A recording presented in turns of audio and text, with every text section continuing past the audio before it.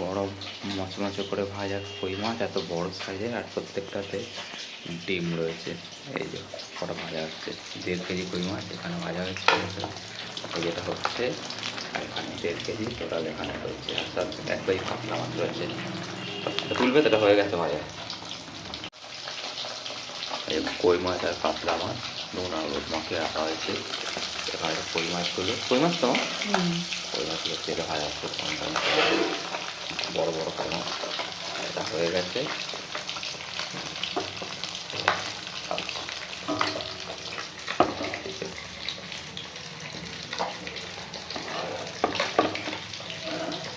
ভাজা হয়ে গেছে এগুলো।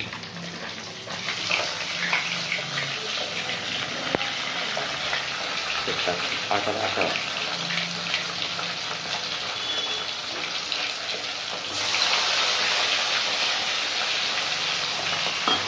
তো গরম হয়ে তেলের মধ্যে মাছগুলো ভাজছে।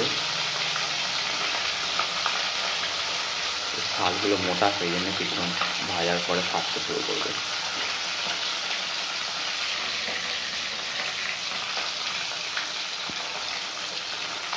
নুন হলুদ আর লঙ্কা গুঁড়ো কি আর কিছু দিয়েছো?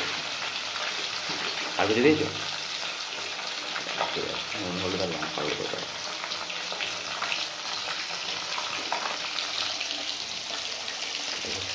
ক কেজি কই মাছ? 1 কিলো কই মাছ। আর কাতলা কত আছে এখানে?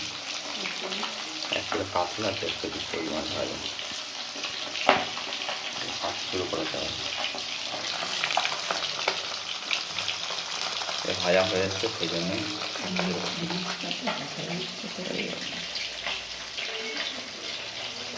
ঠিক আছে।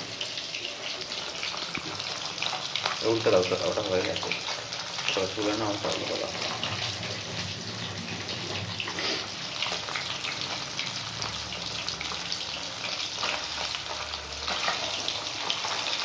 হয়নি এখন ভাজা।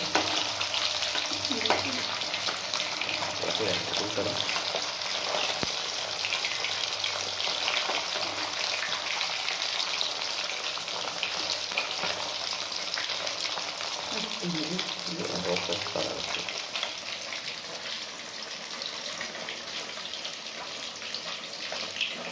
আলুগুলো ভাজা হয়ে গেছে।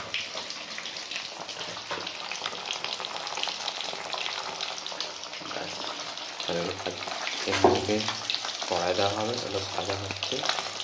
এই দিকেরটা বাঁ দিকেরটা হয়ে গেছে, ডান দিকের সব একবার ওঠানো হয়েছে। হয়ে গেলে এটা তুলে নেওয়া হবে। ঠিক আছে, ঠিক আছে, এইটা হয়ে গেছে, সেটা তুলে নেওয়ার, ওটা উল্টে দেওয়া হবে। এ তুলে দেখা হয়ে গেছে।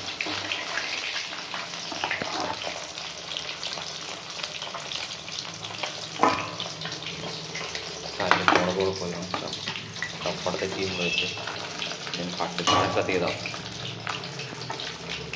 তেল লাগছে।